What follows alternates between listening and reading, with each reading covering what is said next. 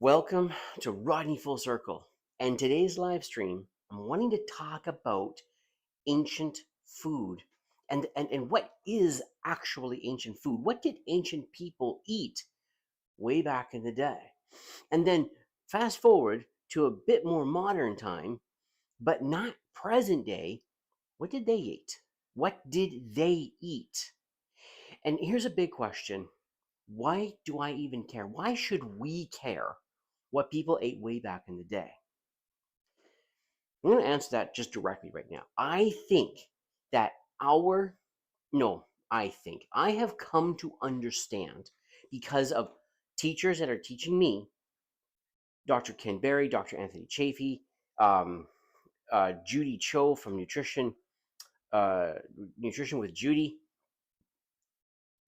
Dr. Philip Ovadia. These people are arguing that the sicknesses that we deal with today is because of our modern diet, not just our modern lifestyle, but our modern diet. Now, there's a lot of criticism that comes about the modern lifestyle. A lot of us have jobs that are sedentary. I had one. I was a driving instructor for 16 years, sat on my derriere for 14 hours a day, teaching somebody how to drive a car. And I'm not one that's big on exercise, do a 14-hour shift and then go do physical exercise after that to stay healthy, which feels like a 16-hour day. Our modern lifestyle it has its issues. But the big one I'm wanting to zero in on is our diet. The modern diet does not look anything like the diet that people ate in antiquity and in history, modern history. So antiquity, I mean, you take ancient man, and you take a look at, say, Neanderthal, or the Homo sapien that lived through the Ice Age. Were they eating? And I'm being a little silly here, but here's the question. Were they eating boxes of cereal? Were they consuming hot oatmeal in the morning with brown sugar, cinnamon, and a touch of milk? What did they eat? This morning, I was just listening to Dr. Anthony Chafee, and he was talking about the Inuit. And say, let's go with, like, say, 1500 AD. And the Inuit are living in North America, up in the Arctic area. What were they consuming? Were they consuming lots of fruits and vegetables, grains and legumes in order to maintain their health? And yes, it's okay. I find the answer obvious. They're living in the far north year round, at least 6 months of the year. The climate is too cold for any type of plant growth. And I think the actual growing season up there is something like 3 months, 4 months. They have sunlight, what is it, 6 months out of the year, and no sunlight for, there's at least 4 months out of the year where there's no sunlight whatsoever. There is no way that the Inuit were living for even a few months out of the year primarily on plants. And here's the thing. Humanity thrived. Check this out.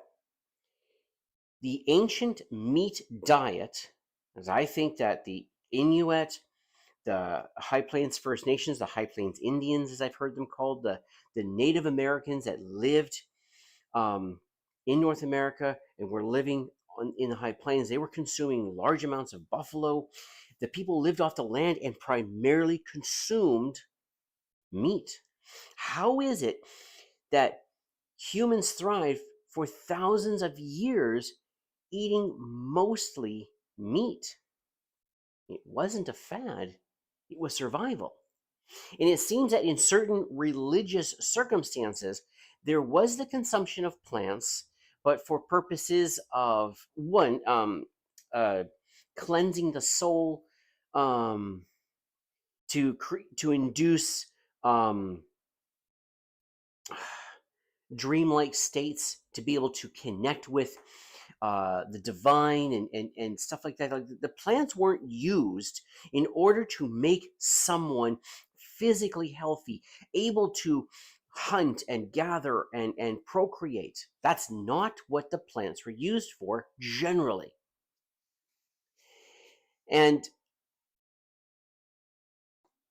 the people ate huge amounts of animal products and they thrived. Go back to the Inuit. I remember as a young Seventh-day Adventist, I went to this evangelistic crusade. I forget who it was. Was it Leo Screven? Was it Dr. Fight? I'm forgetting his full name. But they would have these huge evangelistic crusades, month long, and there'd be a part that would happen in the evangelistic crusade to tell us about health, because Seventh-day Adventists are super passionate about health. Now, there's a whole, in my opinion, negative history around that, but that's what they would go off on. They're like, wow, health is really important. And a part of their convincing us, the audience, that we should abandon the standard American diet, and very specifically abandon meat. No more butter, no more lard, no more tallow, no more meat. Instead, we should be eating vegetables. They're one of the pieces of evidence that they would bring forward to convince us to not eat meat was the Inuit. And they would say the Inuit's average lifespan was something like 50 years. Go to a lot of native populations, the indigenous peoples, the first peoples of any given land. And you listen to people talking about how we should not eat animals, and they will say their lifespan was 40 years, 50 years, or 60 years. That was their average lifespan. And they argue, they'll bring forward evidence that Seventh-day Adventists, well, they get an extra 7 years on their life over and above the modern lifespan. Here's what I learned. Those ancient people, their lifespan is being misrepresented. They were having a shorter, well, their average lifespan was shorter, not because their end of life didn't last, but their beginning of life was so hard to get through. What do I mean? If you were born, you had high chances of dying, of not making it to adulthood, or not even making it past, I think it was the age of 7 or 8 or 9. I forget where they put it. They being anthropologists and archaeologists and people who study stats and the ancient peoples. I forget what the age is. But 9 years old, you make it past the age of 9, and your chance of living a long, natural human life is normal, is comparable to a natural human life for today in lifespan. Now, you still had to deal with like broken legs and infectious disease, and maybe exposure or starvation. Those were still factors. But what was not a factor is that their diet was clogging up their arteries, or killing their livers, or giving them cancer or dementia, or any number of things that we are dealing with today. Their meat only diets, or they're primarily meat and heavy animal fat meat diets, was not shortening their natural lifespan. So the Inuit, if you get the Inuit and you get past the age of 9 or whatever the age was, they'd live as long as any other human. They thrived. The Inuit people were thriving in the Arctic, where they don't have access to lots of fruits, vegetables, herbs, and all the things that we're told that we must eat in order to have absolute health today.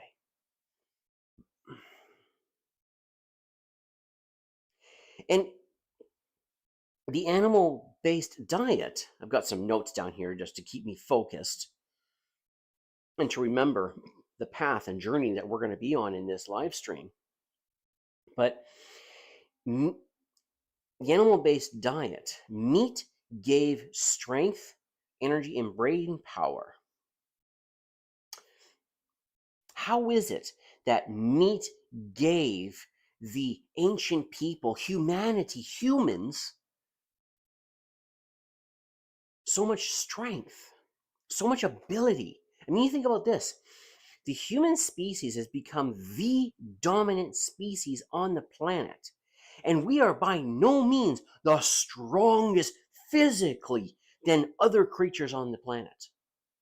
Go take on a gorilla one-on-one. We'll get the toughest, strongest male human, bad, just, total beast of a human, and we'll pit him up against an average male gorilla. Who's going to win that fight? Yet it's humanity that threatens the existence of gorillas on this earth. Gorillas are physically stronger than us, and we are the danger to them. How are we the dominant ones? Lions would kick our butt. Again, same scenario. Get the strongest human, pit him against a female lion. Who's going to win that fight? But we're the dominant ones. How'd that happen? And this is what I've been learning. Our bodies are made up of cholesterol, protein, fat, calcium, and minerals. And it seems that plants require a tremendous amount of processing. Bacteria in the stomach and a lot of different organs that are present in gorillas and chimpanzees and cows and stuff like that, that allows those animals to process the plant materials so they can access what they need in order to build strong, healthy bodies. Humans have a massive brain, so we have a tremendous need for cholesterol and fat in order to build and maintain those brains. And we don't have the bacteria or organs for the digestion, the proper digestion of grasses and vegetable stems and roots and legumes and nuts. We don't have the proper equipment to take care, to break those foods down so we can use them nutritionally. No, our bodies are optimally designed, and our system is optimized for the processing of animal fats and animal proteins. It seems that ancient man, the reason why ancient man was able to thrive in the Arctic and in the, I want to say the jungle, there's probably a better name for that, but around the around the equator, the reason why we thrived in both places was because humans ate meat. When we eat meat, we get like 98% of all the available nutrition in that meat absorbed into our system. But when we eat plants, I want to say no more than 50%. Like there's no more than 50% of the plant is absorbed into our system.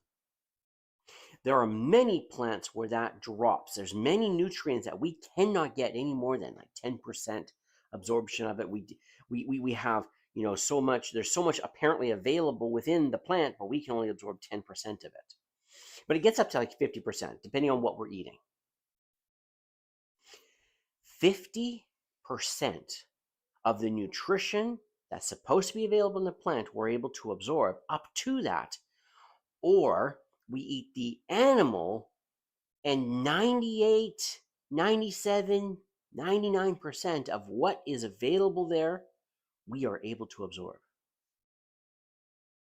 We became the dominant species because our our our bodies thrive on the consumption of animal products, and we have two other things that the animal kingdom doesn't have for anybody else: large brains and the ability to throw. We are able to figure things out really, really well, and we can build and create. Like, and yeah, I should say we're able to throw, but we've also got this hand that can just articulate, just make things.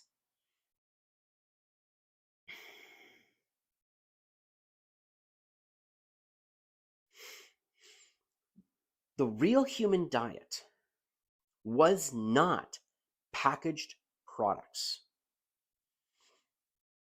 The real human diet, you go again to ancient man. And you don't even have to go back that far. Forget about ancient man, pre pre pyramids, just older man, uh, man of antiquity, a humankind of antiquity. There was not a lot of packaged foods being consumed by people. Now, humanity did figure out a way of preserving food to a degree so that they could make it through winters and they could travel distances, and they were able to keep some food preserved. And even like I'm going to be talking about, like, I'm talking about Egypt and Rome as well, who had actually a lot of agriculture and a way of preserving that food. But you take a look at the food that is available in the grocery store today, the middle of the store, boxes and boxes and boxes and bags of food, quotations, that will not expire for 3 years, that will not become unedible for 5 years. You get natural food and you put it on the counter. It does not last, in some cases, only but a few hours. And I know about canned food, and in history there was canning that did take place eventually, but even that food, contrary to popular belief, becomes completely um, nutritionally devoid. It becomes devoid of any nutrition after a certain amount of time. You cannot preserve that nutrition with regular food, regular canning practices. But you start adding wild amounts of chemicals in there, and you can extend the amount of time that food can be canned for and still have nutrition available in that food. And I say this because the food becomes biologically unavailable. The nutrition in the food becomes biologically unavailable because because so many chemicals have been added to that food on top of the chemicals that are already in the food to make it unedible to other creatures. Here's a big one. Plants do not benefit from being eaten. There's no benefit to the plants. Now, sometimes, there are plants that want their seeds to be consumed, but it's not uncommon that the plant only wants that creature to consume its fruit, not necessarily humans. The number of plants that just naturally have some type of product for us to be able to eat is minuscule. Like bananas, they weren't originally edible for humans. Mangoes, pineapple, wheat, rice, oats, carrots. All right, no, you skip the carrots. Go back to the seed type plants. Strawberries did very tiny little berries, actually a very, very tiny berry. And the massive berries that we have today, that's been engineered from what it was originally to make it edible today.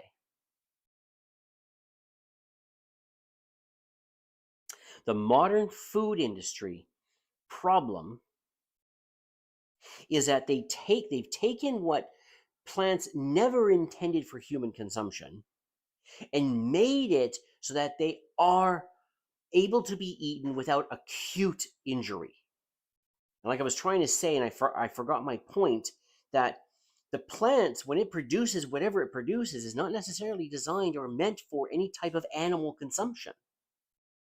So in the summertime, there are some plants that produce berries, and you can consume them, and they give you a little sweet little treat, and it's nice. Hey, I've had blueberries and wild strawberries.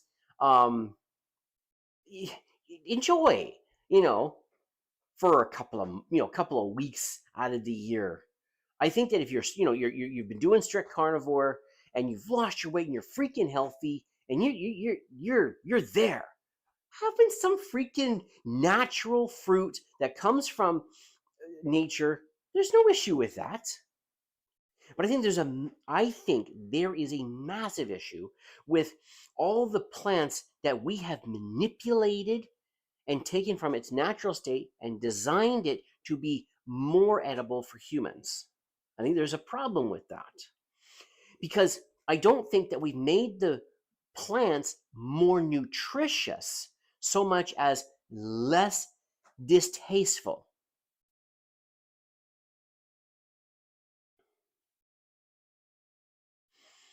That process of trying to make food more edible, not more nutritious, just more edible, has exploded with manufacturing.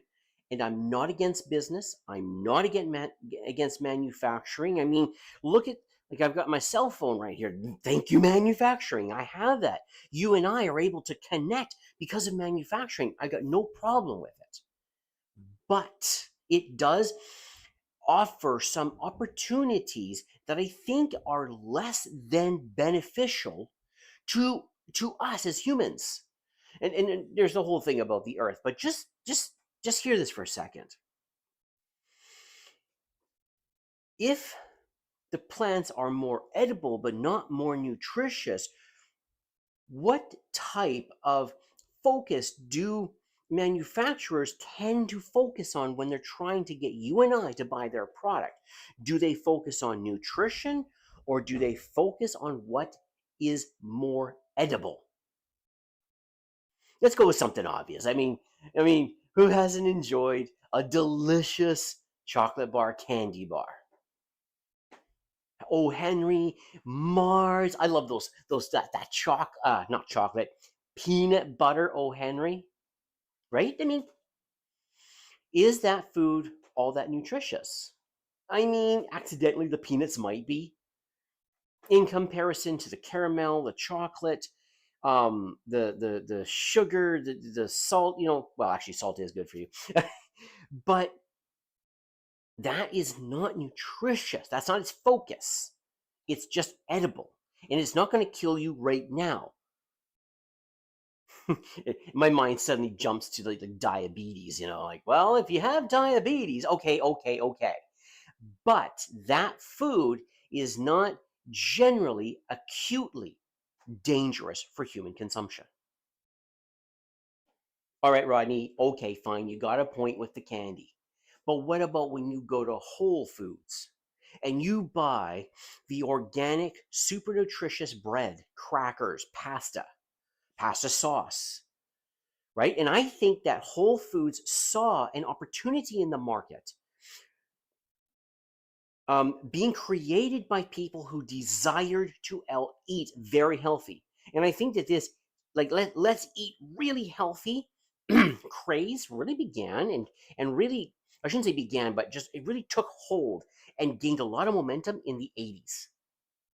And so we grab from Whole Foods. Oh, and here's what my point was, is that Whole Foods, I don't think is like some nefarious company that's trying to destroy anything. In fact, I think the vast majority of companies started out from whole and wholesome places, but then as opportunities grew, maybe some bad people got in there and some bad actors got in there and caused problems. I think science suffers from that. Science is wonderful, but not everybody involved in science is all that wonderful.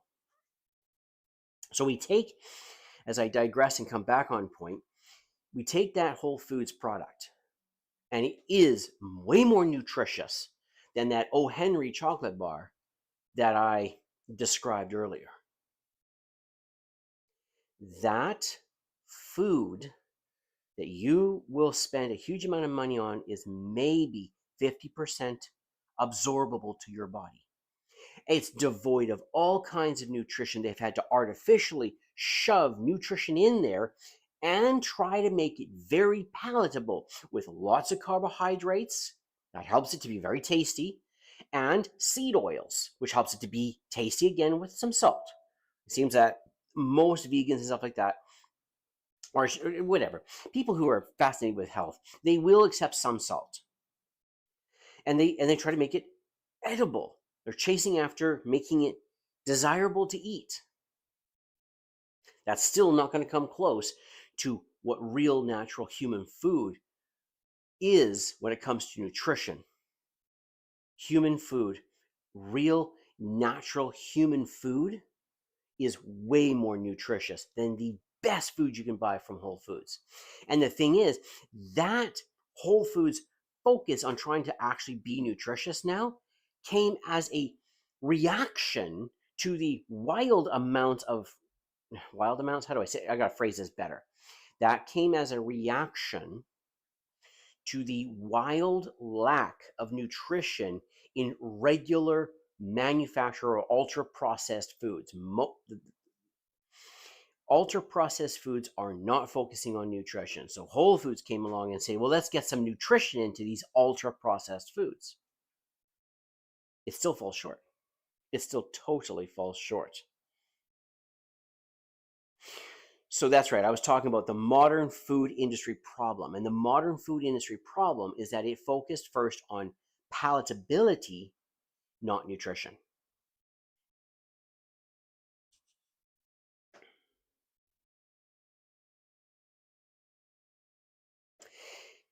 Because of this push, because of this push for palatability, there was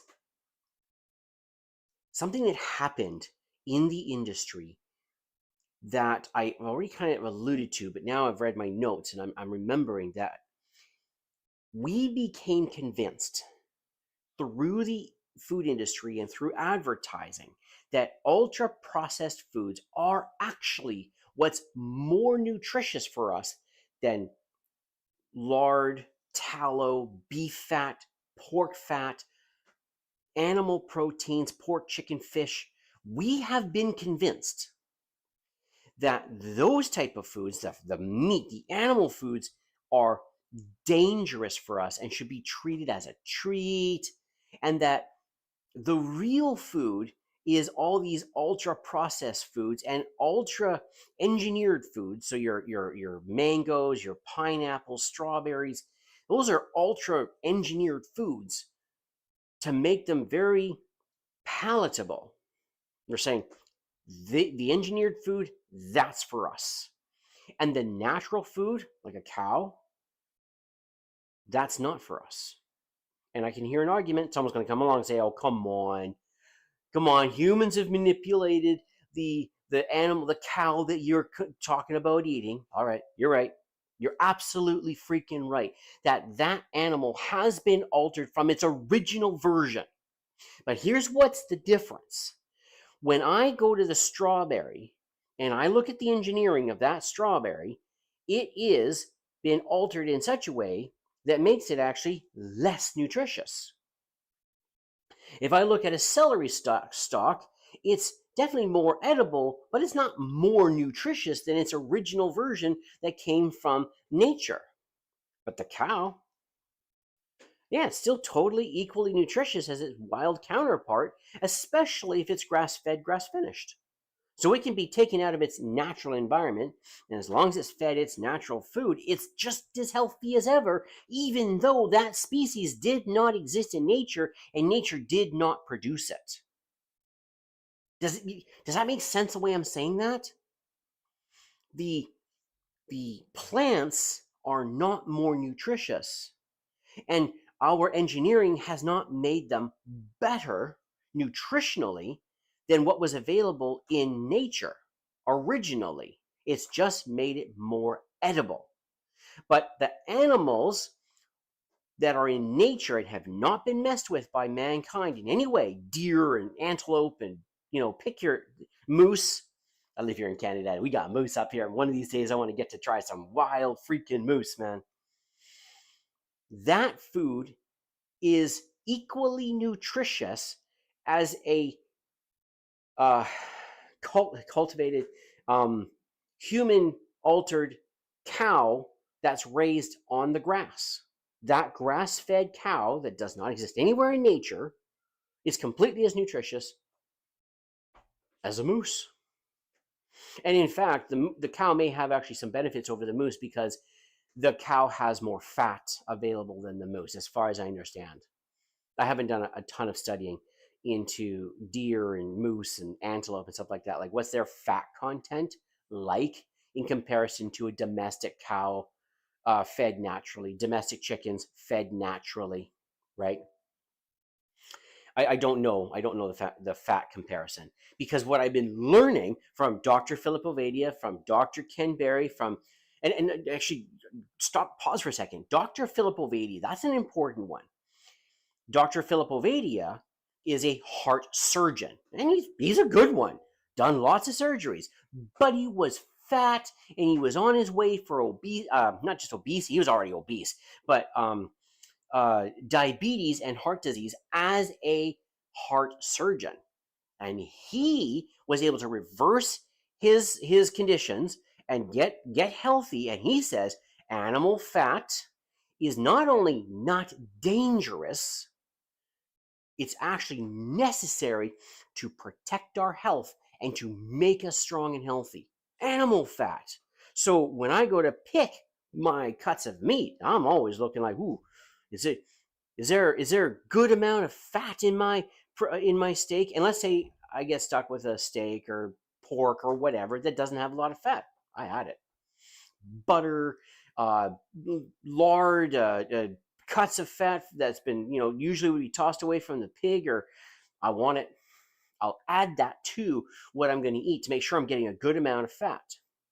And I forget what the ratio is that we're supposed to have. I think it's like 1-to-1 ratio, like, one protein, one fat, something like this. I don't know how that gets measured. I still don't follow that. So basically, I just make sure that I've got, a really good fatty cut of meat, or I add fat to my diet. And that's been working so far. I'm down some serious weight. And yeah, the only time actually I gained weight back is when I started going back to the ultra processed freaking foods. Super tasty, but no dadegum good for me. So I think that the idea that healthy food is only attainable through ultra processed foods, I don't think that's right. That you have to have ultra processed foods for super healthy food, that's the way to get it. Or that it has to be ultra engineered. That if the food is ultra engineered, then it's super healthy. Nope, I think that's false. I don't think that's true. Based on the evidences that I've been learning about and then seeing with my own eyes, people losing weight and reversing all kinds of chronic diseases, it's like the ultra engineered, the ultra processed foods did not make them better. In fact, that's what caused the problem in the first place. And using ultra processed foods, using ultra engineered food is not reversing it either.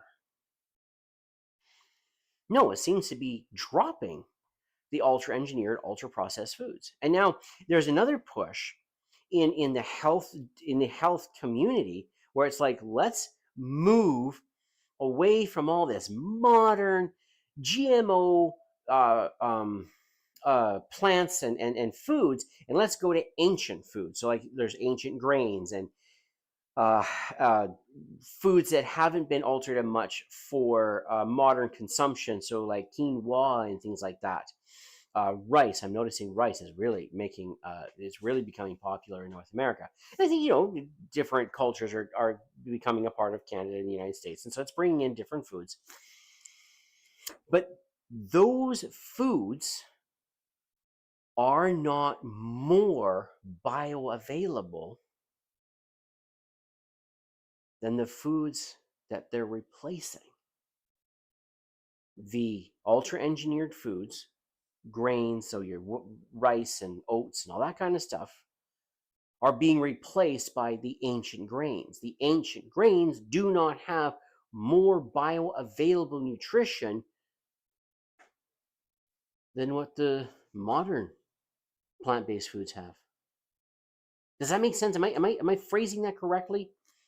The modern foods do not have less bioavailable nutrition.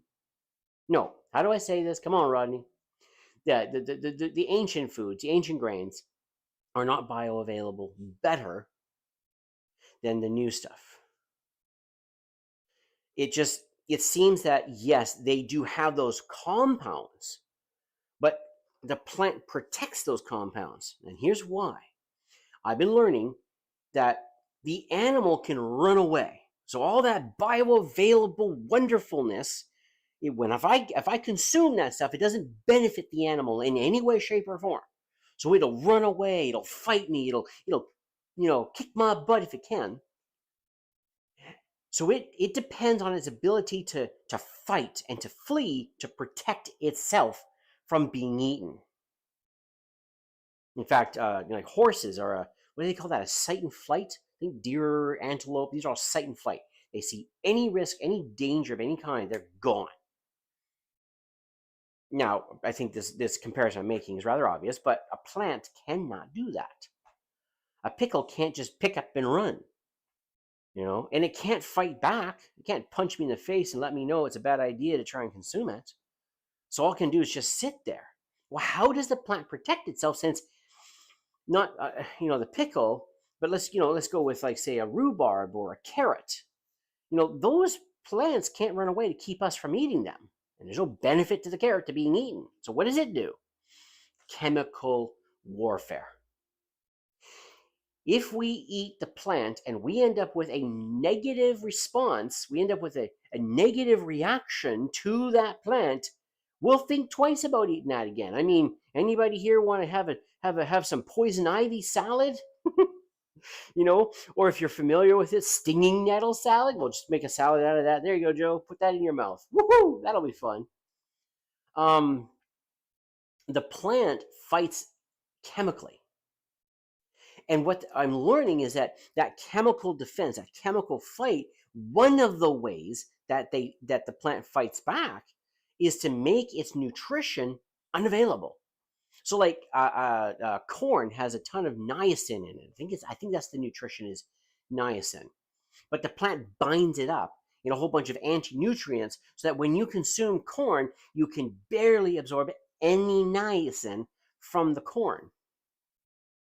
And that anti-nutrients that's in the corn also binds up other nutrients that may be in other foods that you're consuming.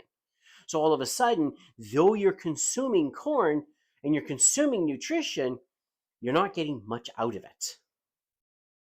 Does that, am I landing? I hope I'm landing. Because this is what I have been learning. I'm trying to slow my head down a bit here because I'm stumbling all over the place.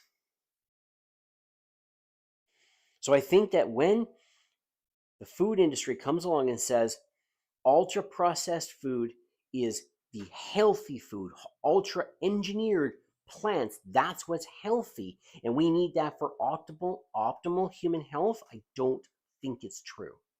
I don't think that's true. I think that it's just marketing. And I don't think that the marketing started out nefariously. I think they just saw an opportunity.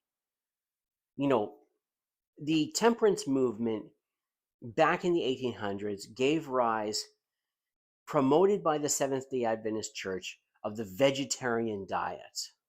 And one of the first products that was produced, in support of the vegetarian diet was cornflakes, invented through the system. I don't quite fully follow how the invention took place, but through the John Kellogg, who was a doctor at the time, invented cornflakes.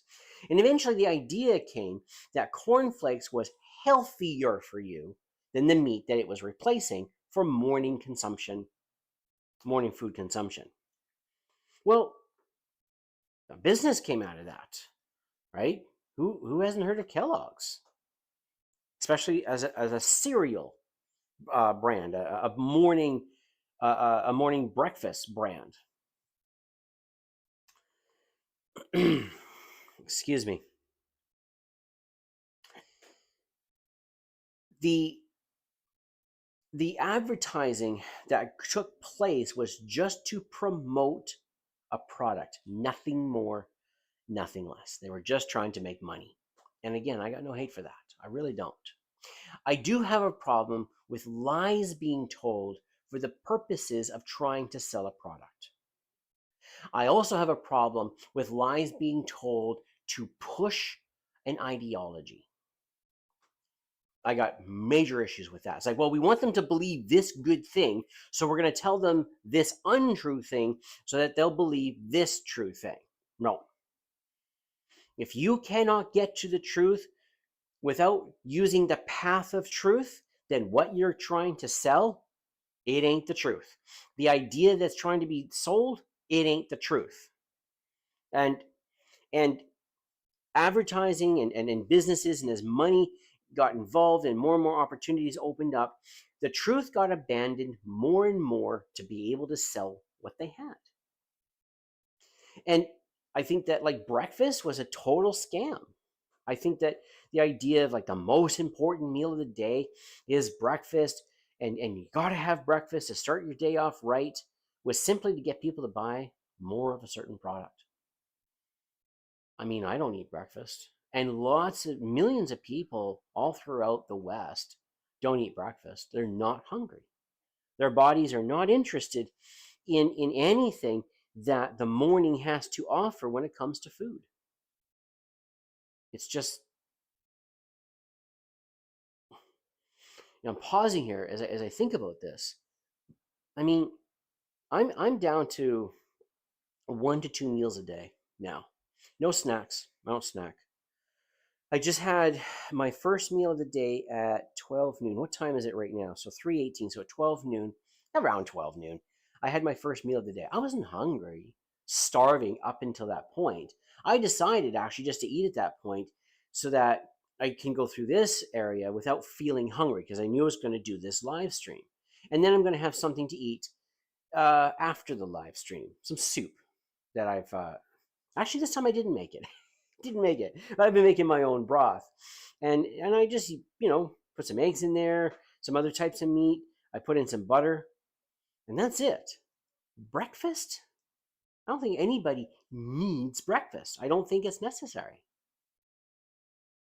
And I think that the processed food industry has caused a lot of damage with the advertising and the convincing of people to eat their or consume their products. Seed oils, I mean, that's coming out more and more and more. Just how bad seed oils were. And did the people who were making seed oils know for certain that their product was absolutely dangerous for human consumption? No, I don't think so. I don't think they went about like rigorously trying to find out either. I think they just, excuse me, just grabbing a drink here, but I don't think that they went about like, I don't think they vigorously tried to research so much as they just did the research that showed that nobody died from it. Excuse me. Something I've yet to overcome, my love for sweet. I really love sweet.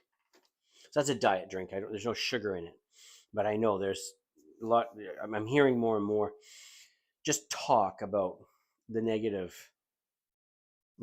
feel that people are thinking that fake sugar has on the body. Another conversation. Shoot, got distracted. Seed oils. It wasn't nefarious. They didn't do. I don't think that they just. I just think they just didn't go about making sure that what they were trying to sell was somehow safe or beneficial to those who were buying it. They just wanted to sell it, and there was just nothing immediate. Now it's coming out that yeah, seed oils are really bad for you.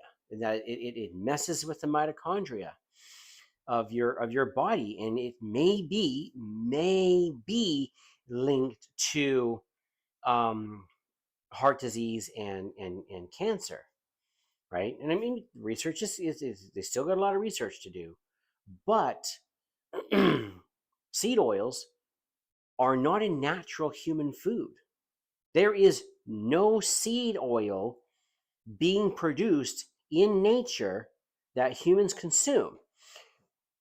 That being said, I'm learning that olive oil, maybe avocado oil, though that's avocados are definitely an ultra engineered, or no, I shouldn't say ultra. They're fairly engineered food, and coconut oil, which, as far as I know, coconuts are not. I'm suddenly worried about my cell phone interrupting everything here.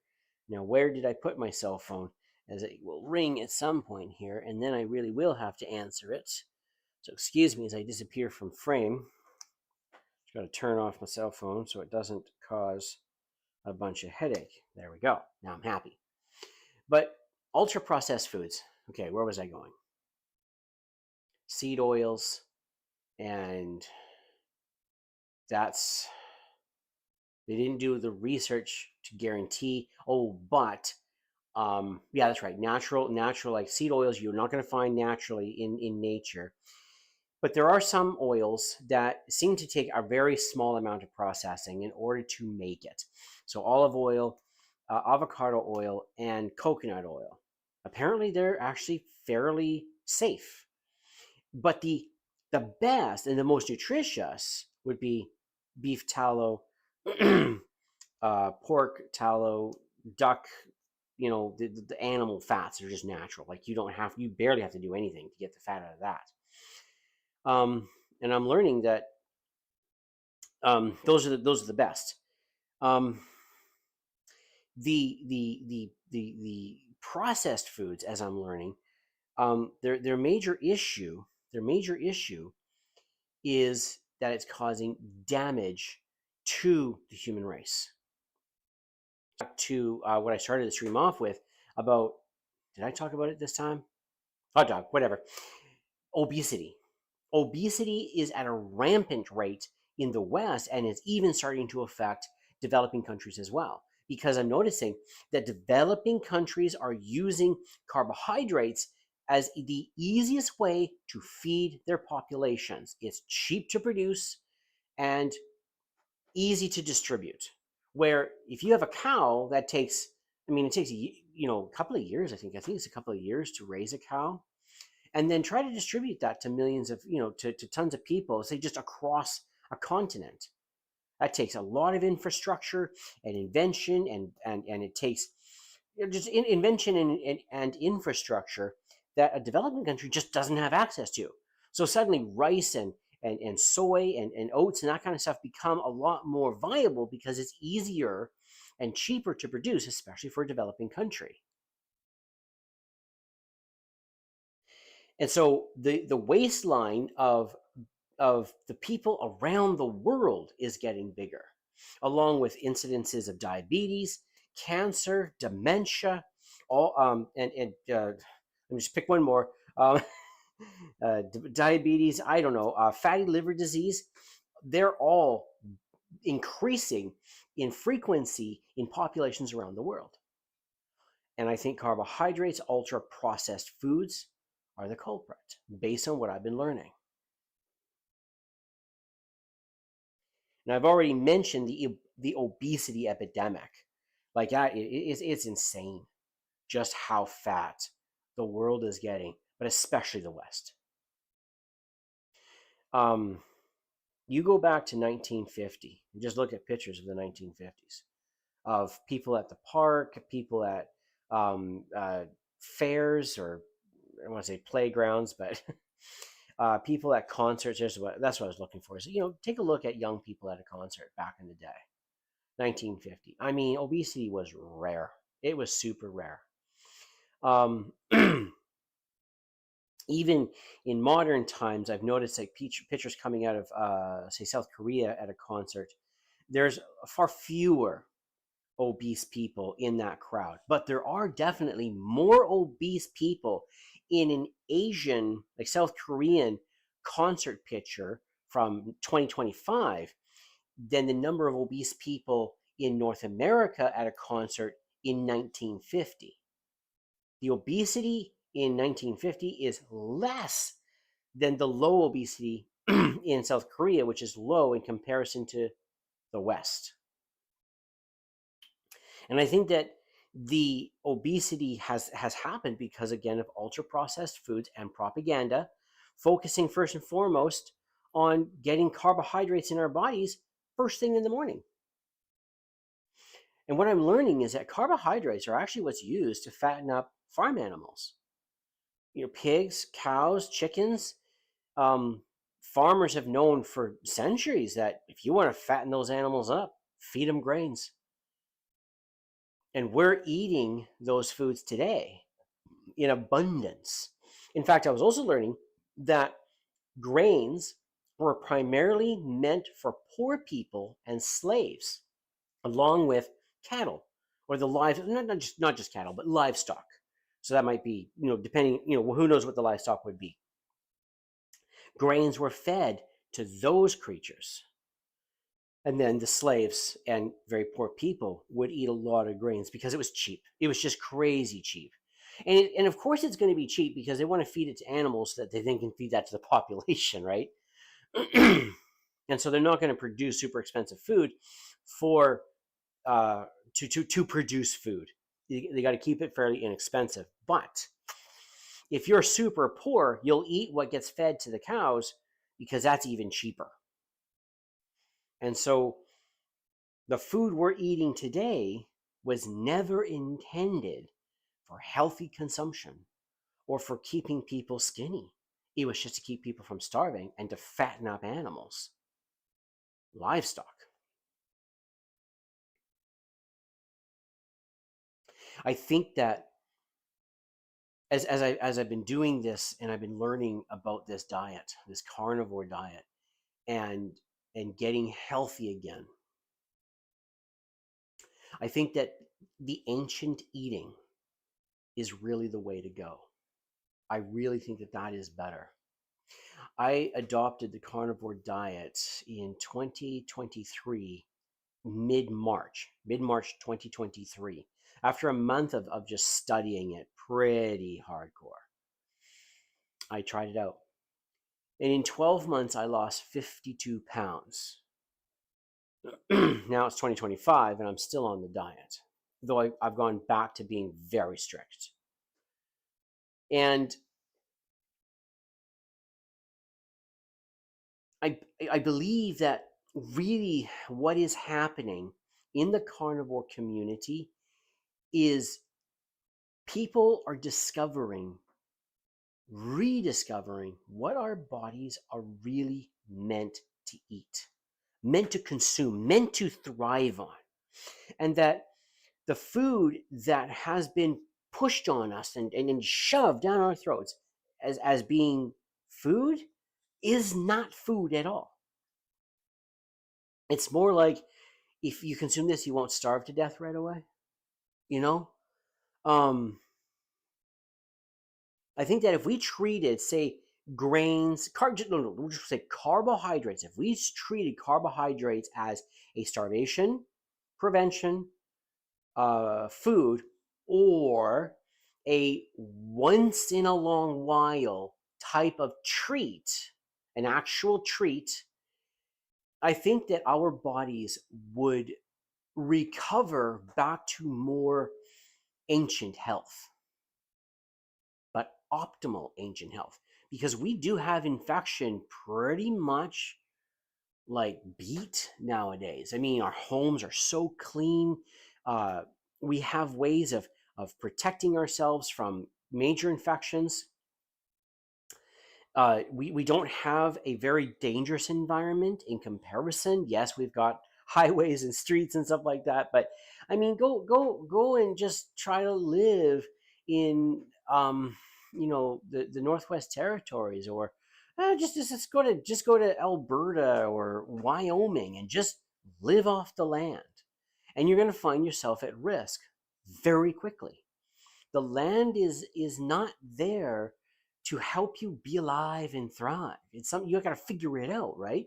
But we've, as a species, mankind has built societies and civilized societies that has made civilization incredibly safe.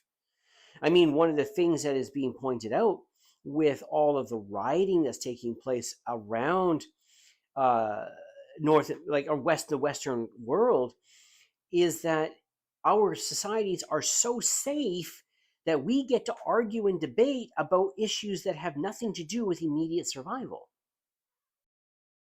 I mean, if you're busy trying not to die today, you probably don't really have much to say about Democrat versus Republican. It's like, well, I've got to go hunting today because we haven't eaten in 10 days, and the baby is hungry and his mother is hungry, so I got to go get some food. And so I don't know, we'll talk about that later. We have a very safe society, very, very safe society. And it's allowed us to get really wildly off track of the food that we should be eating as a species. I think that we are optimally, no, I'm using that word in the wrong point in the sentence. Let me try that again. I believe that humans have been engineered, whether you use evolution or God, for the consumption of saturated fats, cholesterol, protein, calcium, water. I think that that is what's actually optimal. I think that's ancient. That's truly ancient food. So those who are chasing after ancient grains to improve the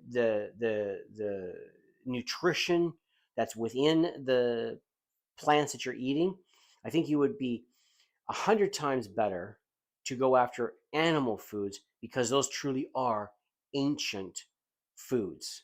That's ancient, not um, not grains. I don't think grains really qualify as an ancient food. If that makes does that make sense? Like, you look at an original piece of corn. If you look at an original plant, a corn plant, it doesn't look anything like what we consume today as food. Wheat, bananas, mangoes, strawberries, all these types of foods have been really, really engineered. So 400 years ago, what were regular humans eating who didn't have the benefit of a civilized society, or were on the lower end of civilized society? Well, they didn't eat fancy plant foods. I really think that people, when they lived off the land, they just focused on animals. And I think that in a lot of ways, societies really became weaker in the species as they adopted um, agriculture. Now, agriculture did give some benefits. It really did. It allowed for the mass feeding of a lot of people who did not in and of themselves contribute to the production of that food. So they could be then focused on other tasks that enabled them to build societies. But those people that were feeding or eating, though all that agriculture, were not individually benefiting nearly as much as the individuals that consumed the animal products that were available. They suffered. But then those that had the power, right, they could use these weak humans to be soldiers, be slaves, and help build the society. And I mean, that dynamic has been a part of human society for centuries. America, that was brand new. I'm pointing to the right one. That was brand new. The idea of in America where it's like, all humans are created equal under God, and that treating another human as less than any other human was absolutely immoral and counterproductive, and it really is. But it took centuries to get to that thinking, and only through the Judeo-Christian religion did those ideas ever come out. Thank you, Jesus Christ. I mean, you hooked us up. Appreciate it. Anyways, different topic. I think the ancient foods that would cause mankind to really, really thrive is animal fats, animal proteins, and eating in a lot of ways nose to tail. There is discussion about the efficacy of, like, is it really true that in order to have absolutely optimal human health, you have to eat nose to tail? Because even carnivore animals don't really eat nose to tail. They leave stuff behind. But it does seem that humans must have fat. We have to have fat, and we have to have protein, and we have to have water, and like minerals and salt are really also needed for optimal human performance. I'm gonna say production, but no, it's performance I'm after, because yeah, just we'll just stay with that, okay? And I really think that when it comes to the earth, I've been just harping forever on just meat and the human benefit of meat. I think that the environment would also really benefit if humans went back to a more ancient, how do I say this? A more ancient production of our food. And see, because I'm not suggesting that we all need to start hitting the forest and go hunting. That's not it. What I'm thinking of is like, okay, so the First Nations, right? The Plains Native Americans, right? What did they do? They followed the buffalo where the buffalo would go, and they then ate from the buffalo and lived their lives. Well, what if we like just fenced in the buffalo? Okay, we're just going to fence them in. That's it. We're just fencing in the buffalo, the cows, the chickens, the goats, the lambs, right? Pick the different animals, right? And we're going to fence them in, but they still live off of the land. We're not going to feed them a bunch of grains. We're not going to feed them a bunch of other things. You're just going to live off the land. Those that are practicing that as farmers are finding that the land renews and becomes stronger and healthier by doing that. And that all they got to do is just protect the flock from being predatorized. Okay, that's definitely not the word. That's not even a real word. But protect them from predators. So you protect the animals and you keep them healthy, let them live off the land. And at the most, maybe at the end of their life, certain animals could handle grain being fed to them. But if we were to eliminate all grain farming and go to animal farming, that the animals live off of the land and we treat the land in the right way, the earth would become way healthier, and I don't think we need a smaller population to pull that off. There are certain scientists that are saying no, we got to have a smaller population. I do disagree. I do totally disagree. I think that is just not necessary. I don't think it is. I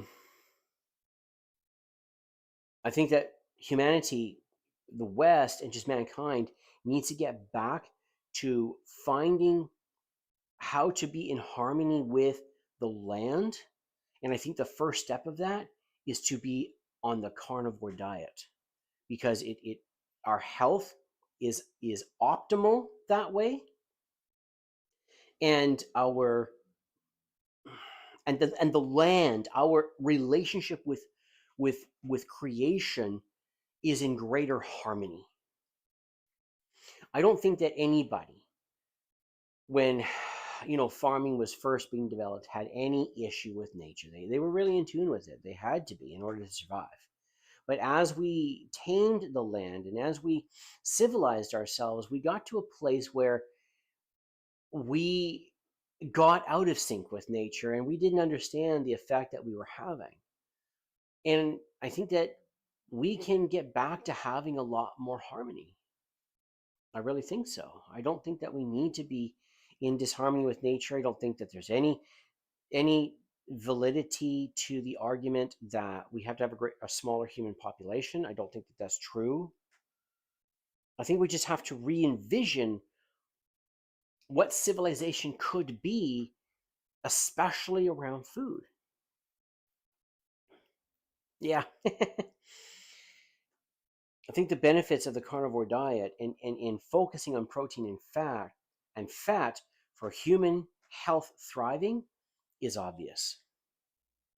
I think it's absolutely obvious.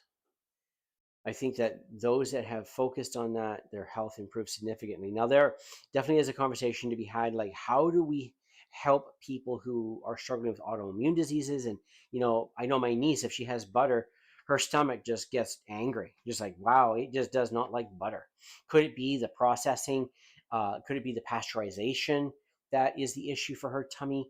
Is it, is there just an ingredient that's in the milk of the, or just say that, of the butter that is, if triggering her tummy? It's hard to know. Like, I don't know. I know she can't really have milk straight. Is that the pasteurization? Is that the different proteins that are in the milk? And is it the proteins that might be in the butter that are causing a problem? It's really hard to tell. I don't know. So those are, we don't have a direct line to what's perfect yet. But I think the big beacon that is shining its light to humanity is the ancient diet is animal fat and animal protein, not plants. I don't think that plants were it. I think that plants were just an easy way of keeping slaves, cattle, or slaves, livestock, and the poor people fed. And that's all it was.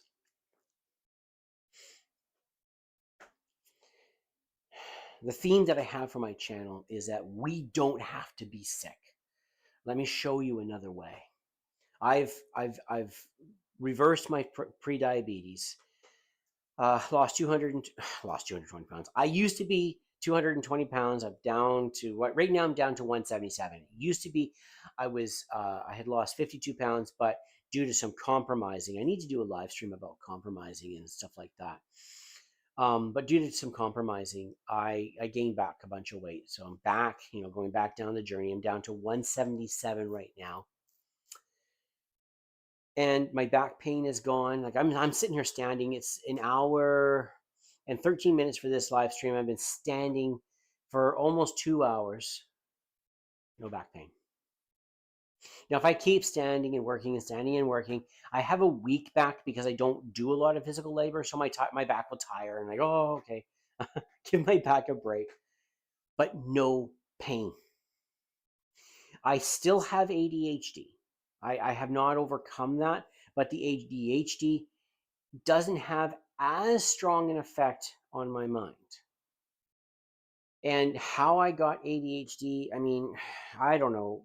I think there's a mix of super high stressful childhood, medications my mother may have taken when she was pregnant with me, improper nutrition as a child.